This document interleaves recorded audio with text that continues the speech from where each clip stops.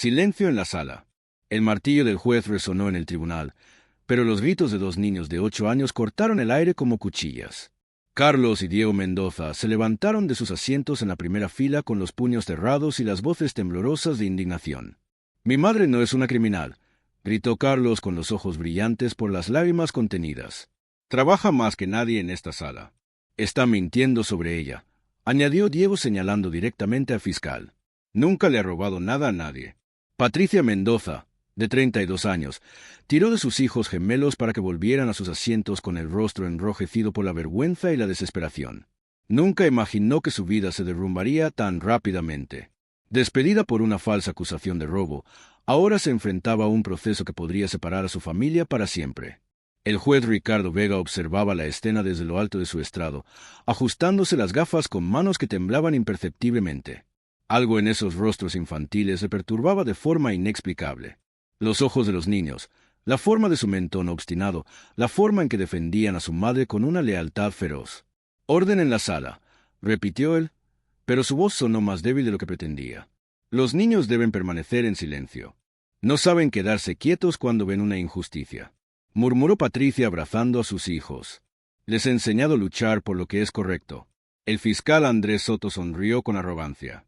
«Excelencia, como puede ver, la acusada claramente no puede controlar ni siquiera a sus propios hijos.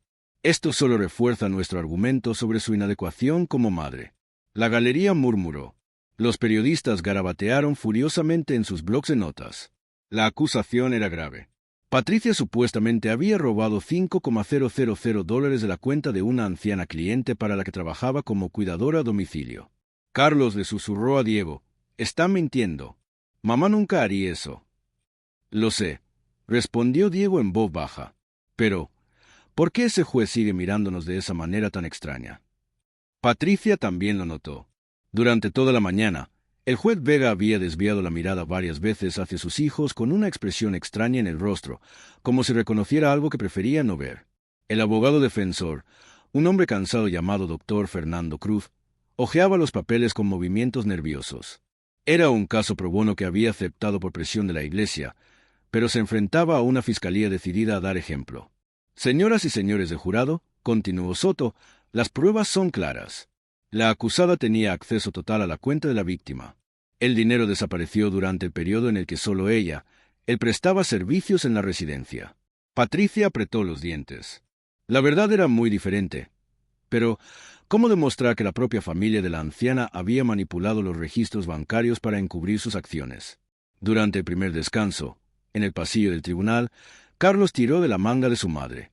«Mamá, ese juez, él parece que, cariño», preguntó Patricia ajustándose la corbata que le había prestado Diego. «Se parece a mí», susurró Carlos. «Mira sus ojos». Patricia sintió que la sangre se le helaba en las venas. 8 años. Habían pasado exactamente 8 años desde que un joven abogado ambicioso había desaparecido de su vida, dejando solo una fría carta y la promesa incumplida de que no estaba preparado para ser padre. Aquella tarde, mientras observaba al hombre que ahora decidía el destino de su familia, Patricia se dio cuenta de que algunas coincidencias eran demasiado crueles para ser solo coincidencias. Y si te preguntas cómo una simple acusación de robo revelaría secretos enterrados durante casi una década, suscríbete al canal porque esta historia de justicia demostrará que a veces el pasado vuelve para ajustar cuentas de una forma que nadie podría imaginar. La acusación había destruido más que solo el empleo de Patricia. En 3 semanas, toda su vida se derrumbó como un castillo de naipes. El propietario del apartamento, nervioso por la publicidad negativa, había aumentado el alquiler en $300. El banco canceló su tarjeta de crédito. Los vecinos cruzaban la calle para evitarla, susurrando cuando pasaba. «Mamá, ¿por qué la señora Jiménez no nos ha saludado hoy?», preguntó Diego de camino al colegio al darse cuenta de que la vecina había apartado deliberadamente la cara. «Algunas personas creen más en los rumores que en las personas», respondió Patricia, apretando la mano de su hijo. Pero por dentro cada mirada de juicio era una puñalada. El fiscal Soto no se contentaba con ganar el caso. Quería humillarla públicamente. Durante el segundo día del juicio, él trajo testigos que solo conocían a Patricia de vista, personas dispuestas a inventar historias a cambio de 5 minutos de fama. La acusada siempre parecía desesperada por dinero, declaró Elena Torres, una conocida chismosa del barrio. Siempre pedía que la llevaran en coche. Siempre vestía ropa gastada. No me sorprende que haya robado. Carlos se levantó de nuevo con los puños cerrados. Ella pedía que la llevaran porque nuestro coche se había averiado y no tenía dinero para arreglarlo.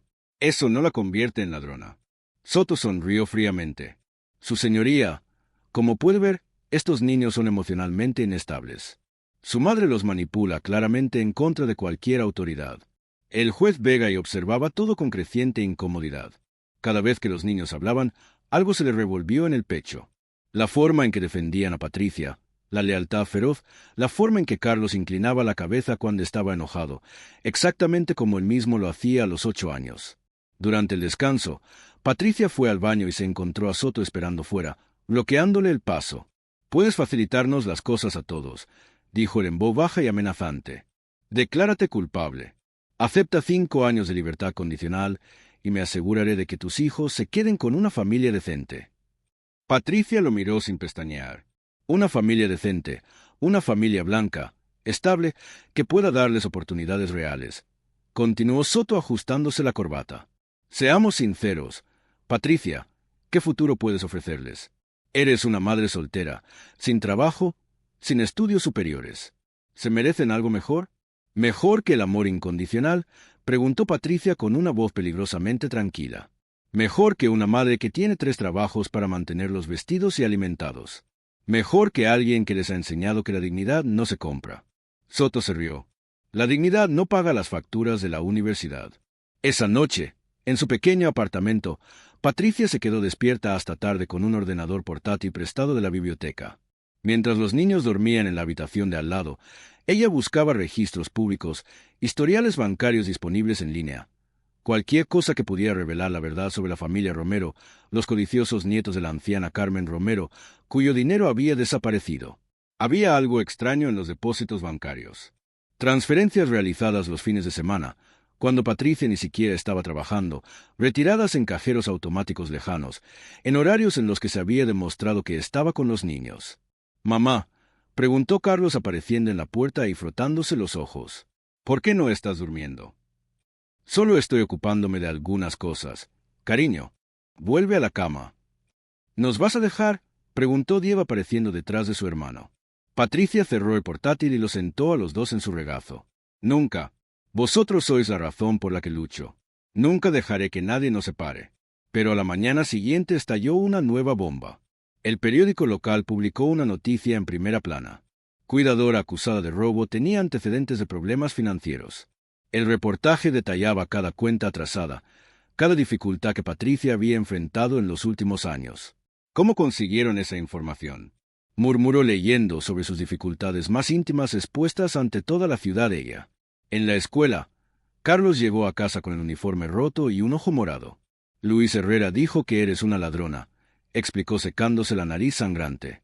«Él dijo que estaba mintiendo». «¿Te peleaste?», preguntó Patricia limpiándole la herida.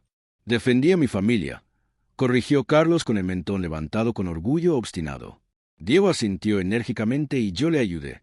«Nadie habla mal de nuestra madre». Patricia los abrazó con lágrimas en los ojos. Sus hijos estaban pagando el precio de una acusación que ella ni siquiera había cometido, pero en ese momento algo se endureció dentro de ella. Una determinación que Soto y sus aliados aún no conocían, pero que pronto descubrirían. Esa noche, el juez Vega llegó a casa cargando con el peso de 8 años de secretos.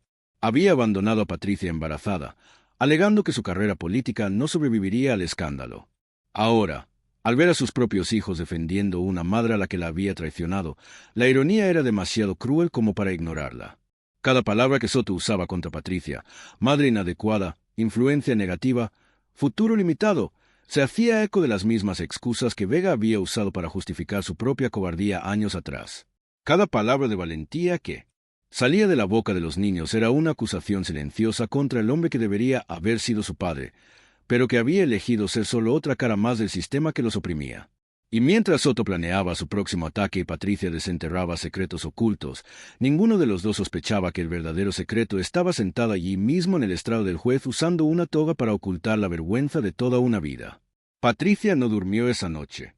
Mientras los gemelos descansaban en la habitación de al lado, ella permaneció pegada al ordenador portátil prestado con los ojos ardiendo bajo la luz de la pantalla. El malicioso reportaje del periódico no había hecho más que reforzar su certeza. Alguien estaba filtrando información íntima sobre su vida financiera y solo había una persona con acceso a esos detalles.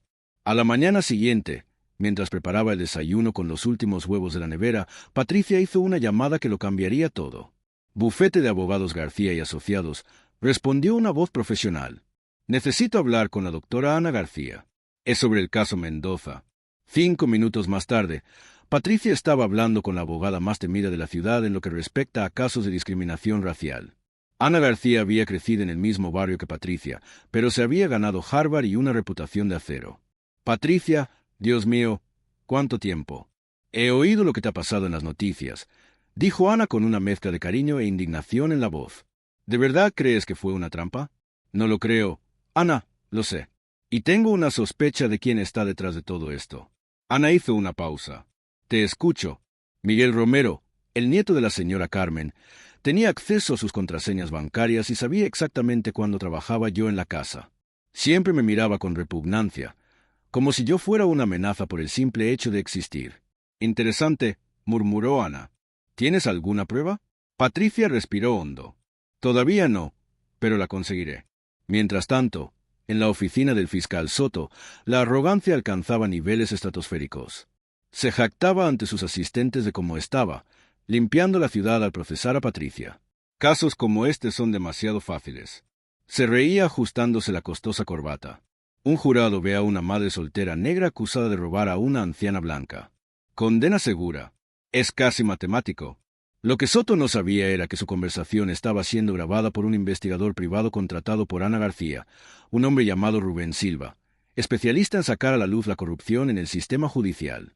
Patricia había vendido sus únicas joyas, el anillo de graduación y los pendientes que le había regalado su madre para pagar sus servicios. Era una inversión desesperada, pero necesaria. 3 días después, Rubén apareció en la puerta de Patricia con información que le aceleró el corazón. Miguel Romero tiene una adicción a las apuestas online que la familia lleva años intentando ocultar, reveló, mostrando extractos bancarios obtenidos legalmente. En los últimos 6 meses ha perdido más de 50,000 en casinos virtuales. Patricia estudió los documentos con una chispa de esperanza encendiéndose en sus ojos. Necesitaba el dinero de su abuela, él. Exacto. Y tú eras la culpable perfecta. Alguien con acceso, necesidades financieras evidentes y a quien el sistema judicial estaría encantado de sacrificar. Esa noche, mientras los niños hacían los deberes en la mesa de la cocina, Patricia recibió una llamada inesperada. Era la doctora Mónica Ramos, una psicóloga forense que había seguido el caso. S.R.A. Mendoza, tengo que contarle algo preocupante, dijo en voz baja. El juez Vega ha estado actuando de forma extraña durante las audiencias. Él la mira de una manera personal y también mira a sus hijos. Patricia sintió un escalofrío recorriendo su espina dorsal. ¿Qué quiere decir? ¿Hay algo familiar en la forma en que reacciona ante los niños? Como si los conociera. ¿Tiene alguna relación previa con él? Patricia cerró los ojos y los recuerdos que había intentado enterrar volvieron a la superficie. Ricardo Vega, Rico, como ella lo llamaba hace 8 años, cuando era solo un joven abogado ambicioso que había prometido casarse con ella cuando fue el momento adecuado.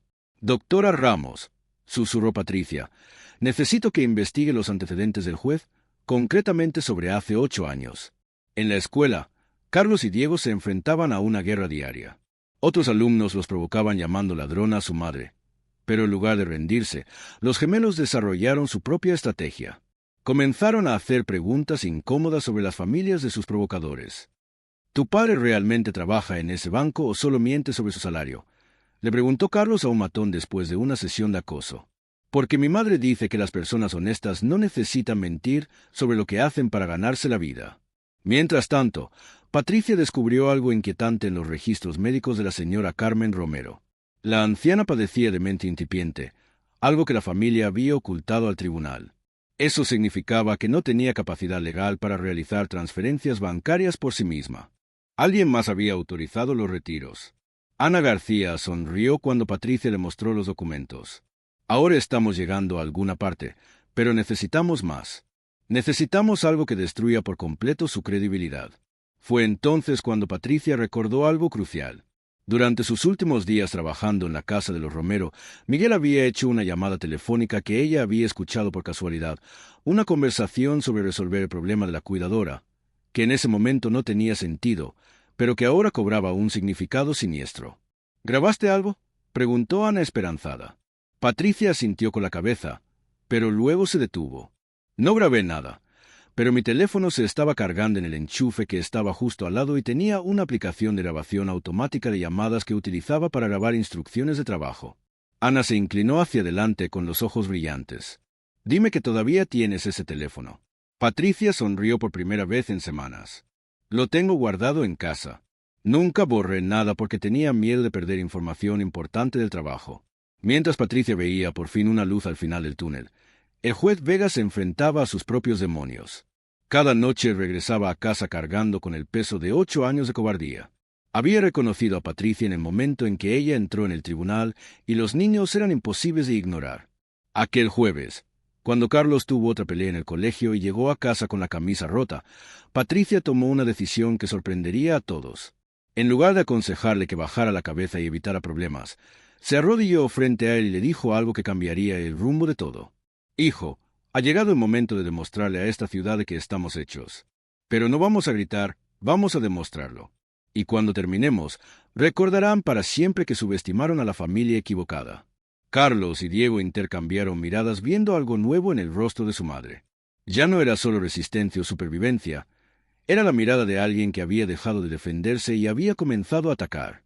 Lo que nadie en el tribunal sospechaba era que la mujer a la que intentaban quebrantar había sido arquitecta antes de verse obligada a aceptar trabajos como cuidadora. Patricia Mendoza sabía exactamente cómo construir algo sólido y ahora aplicaría esa misma precisión para construir la ruina completa de quienes habían intentado destruir a su familia. El juego había cambiado y la jugadora más peligrosa en el tablero era precisamente aquella que todos creían derrotada. La mañana de la audiencia final, Patricia llegó al tribunal con un maletín que no llevaba antes. Sus hijos notaron inmediatamente el cambio. Caminaba de forma diferente con la postura de alguien que finalmente tenía las cartas ganadoras. Ana García entró en el tribunal como una elegante tormenta con su reputación precediéndola. Soto frunció el ceño al verla. Doctora García, pensaba que la acusada no tenía recursos para contratar una representación adecuada. Al parecer se ha equivocado en muchas cosas, fiscal Soto, respondió depositando una caja con pruebas en la mesa de la defensa. El juez Vega y observaba todo con creciente tensión. Algo había cambiado en el ambiente, una electricidad que hacía que sus instintos de supervivencia gritaran alarmas silenciosas. Su señoría, comenzó Ana, la defensa desea presentar pruebas que no solo demuestran la inocencia de mi cliente, sino que revelan una conspiración criminal que va mucho más allá de este caso. Soto se rió nerviosamente. Protesto. Su señoría, las teorías conspirativas no tienen cabida en esta sala. Admitida, dijo el juez Vega, cuya curiosidad venció el protocolo. Adelante, doctora García. Ana encendió un proyector. Señoras y señores del jurado, están a punto de escuchar una grabación realizada accidentalmente en el teléfono móvil de mi cliente mientras ella trabajaba en la residencia Romero. La voz de Miguel Romero llenó la sala clara como el cristal. La abuela está cada día peor con esa demencia. Tenemos que acelerar antes de que alguien descubra que estamos usando su cuenta. Esa niñera negra es perfecta para cargar con la culpa. ¿Quién va a creer la afrenta a nuestra familia? La sala estalló. Murmullos, susurros, el ruido de sillas arrastrándose. Soto palideció por completo con la carpeta temblando en sus manos. Eso no puede admitirse. Grabación sin consentimiento. Es perfectamente legal cuando se hace accidentalmente durante actividades profesionales. Cortó Ana fríamente. Pero tenemos más. Rubén Silva fue llamado al estrado. Su investigación reveló que Miguel Romero había perdido $67,000 en apuestas online en los últimos 6 meses. Los registros bancarios mostraban transferencias desde la cuenta de la abuela a casinos virtuales, siempre en horarios en los que Patricia estaba documentadamente en otros lugares. ¿Y qué hay del señor Soto?, continuó Ana, volviéndose hacia el pálido fiscal. ¿Le gustaría explicar por qué aceptó este caso sin investigarlo adecuadamente? ¿O debo reproducir la grabación de su conversación con Miguel Romero 2 semanas antes de la denuncia? Soto se levantó de un salto de la silla. Yo nunca. Esto es indignante de verdad. Ana reprodujo otro audio. La inconfundible voz de Soto resonó. Te garantizo que ella será condenada. Una madre soltera negra contra una familia blanca respetada. El jurado hará el trabajo por nosotros. El silencio que siguió fue ensordecedor. El juez Vega apretó el mazo con tanta fuerza que se le pusieron blancos los nudillos. Sus propias palabras de hacía 8 años sobre que Patricia no era adecuada para su familia resonaban cruelmente la grabación que acababa de escuchar. Carlos y Diego se miraron, luego miraron al juez. Algo hizo clic en los perspicaces ojos de Carlos. «Diego», susurró ese juez. Patricia notó la revelación que se gestaba en el rostro de su hijo y le hizo una discreta señal para que se callara. Aún no era el momento. Miguel Romero fue llamado al tribunal bajo escolta policial. Su arrogancia se había evaporado por completo, sustituida por un pánico desenfrenado. «Yo nunca», eso es mentira. Esa mujer se lo está inventando todo. «Señor Romero», dijo Ana con calma. «Explique entonces cómo se encontró su huella digital en el ordenador utilizado para realizar las transferencias bancarias fraudulentas los fines de semana cuando mi cliente no estaba trabajando». El hombre se derrumbó en el estrado y las lágrimas de desesperación sustituyeron a años de privilegios arrogantes. Necesitaba el dinero, las deudas. Ustedes no entienden la presión. Soto intentó desesperadamente salvar el caso. «Su señoría, aunque haya irregularidades en los cargos originales». «¿Irregularidades?», le interrumpió Ana.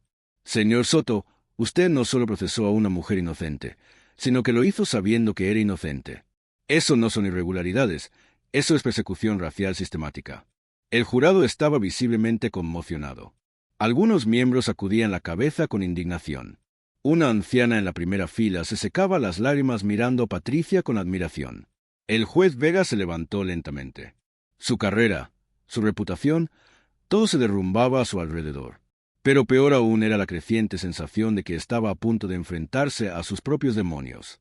«El tribunal suspende todos los procedimientos contra la acusada», declaró él, voz temblorosa. «Los cargos quedan oficialmente retirados». Pero Ana no había terminado.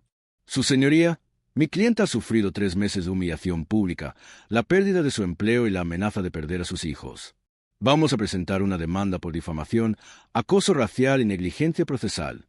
Patricia se levantó y abrazó a sus hijos, que la rodeaban como pequeños guerreros victoriosos. Por primera vez en meses sonrió, no con alivio, sino como una mujer que había descubierto el verdadero poder que llevaba dentro. Lo que nadie en ese tribunal podía imaginar era que la mayor revelación de la historia aún estaba por llegar y que cambiaría no solo el destino de una familia, sino que redefiniría por completo el concepto de justicia en esa pequeña ciudad de Texas. 6 meses después, Patricia Mendoza caminaba por los pasillos del Hospital General de la ciudad, ya no como visitante, sino como la nueva supervisora del Departamento de Asistencia Social. Su salario se había triplicado en comparación con su trabajo como cuidadora y por primera vez en años podía dormir sin preocuparse por si habría suficiente comida al día siguiente. Carlos y Diego corrieron a abrazarla cuando llegó a casa, con sus impecables uniformes escolares y sus sonrisas que llenaban todo el nuevo apartamento, un lugar con 3 habitaciones y una vista que no daba a un callejón sucio. «Mamá, ganamos el campeonato de matemáticas de la escuela», gritó Carlos agitando un trofeo dorado. «Y el director ha dicho que podemos participar en la competición estatal», añadió Diego con los ojos brillantes de orgullo. Patricia se arrodilló y los abrazó con fuerza a los dos. Eran los mismos niños que 6 meses antes se habían enfrentado a un tribunal entero para defenderla. Ahora, en lugar de luchar contra las injusticias, estaban cosechando victorias. El destino de sus enemigos había sido muy diferente. Andrés Soto había perdido su licencia para ejercer la abogacía después de que la investigación ética expusiera no solo la corrupción en el caso de Patricia, sino una red de manipulación que se extendía a docenas de otros procesos. Lo último que se supo de él era que trabajaba como vendedor de seguros en una pequeña ciudad, con su arrogancia sustituida por una humildad forzada por las circunstancias. Miguel Romero había sido condenado a 5 años de prisión por fraude y robo agravado. Su familia, avergonzada por el escándalo, lo había desheredado por completo. Las noticias decían que él pasaba los días en la cárcel lamentándose de haber subestimado a una simple cuidadora. En cuanto al juez Ricardo Vega, su dimisión había sido inevitable tras revelarse su conexión personal con el caso. Pero una tarde, 3 semanas después del juicio, él apareció en la puerta de Patricia. «No he venido a pedir perdón», dijo él con el sombrero en la mano y la mirada baja. «He venido a traer esto». Le entregó un sobre que contenía documentos de una cuenta de ahorros para los niños. 8 años de pensión alimenticia que debería haber pagado con intereses. Patricia miró al hombre que una vez había amado, ahora destrozado por el peso de sus propias decisiones. No necesitan tu dinero, dijo con calma. Pero si quieres intentar ser el padre que nunca fuiste, tendrás que empezar desde abajo. ¿Cómo debería hacer cualquier hombre que abandona a su familia? Ricardo asintió sabiendo que había perdido el derecho a exigir nada. Puedo al menos saber sus nombres. Carlos y Diego, respondió Patricia. Pero ellos decidirán si quieren conocerte. No ni un tribunal. Ellos. Esa noche, durante la cena en una mesa que por fin tenía comida suficiente, Carlos hizo la pregunta que Patricia sabía que vendría. Mamá, ese juez, él es nuestro padre, ¿verdad? Patricia respiró hondo. Sí, lo es. Pero ser padre no tiene que ver con la sangre, hijo. Tiene que ver con estar presente. Tiene que ver con luchar por vosotros cuando todo el mundo está en contra. Tiene que ver con elegiros cada día, incluso cuando es difícil. Diego inclinó la cabeza. ¿Quiere conocernos ahora? Él sí, pero la decisión es vuestra. Los gemelos se miraron con la sabiduría prematura que solo los hijos forjados en la adversidad poseen. Quizás algún día, dijo Carlos, cuando estemos preparados o cuando demuestre que realmente ha cambiado, añadió Diego. Patricia sonrió sabiendo que había criado a dos hombres de carácter a los 8 años de edad. Un año después, cuando Patricia fue ascendida directora del hospital y los gemelos obtuvieron becas completas para una escuela privada de élite, finalmente comprendió que la mayor venganza contra quienes dudaron de ella no fue destruir sus vidas, sino construir una vida que ellos nunca hubieran imaginado posible.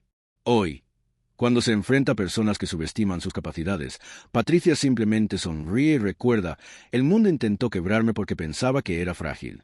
Descubrió demasiado tarde que era flexible y las cosas flexibles no se rompen. Se adaptan, crecen y vencen. Si crees que esta historia no puede repetirse, suscríbete al canal. Aquí damos voz a las voces silenciadas. Compartimos historias que necesitan ser contadas y demostramos que la lucha por el respeto sigue viva. Tu suscripción es resistencia.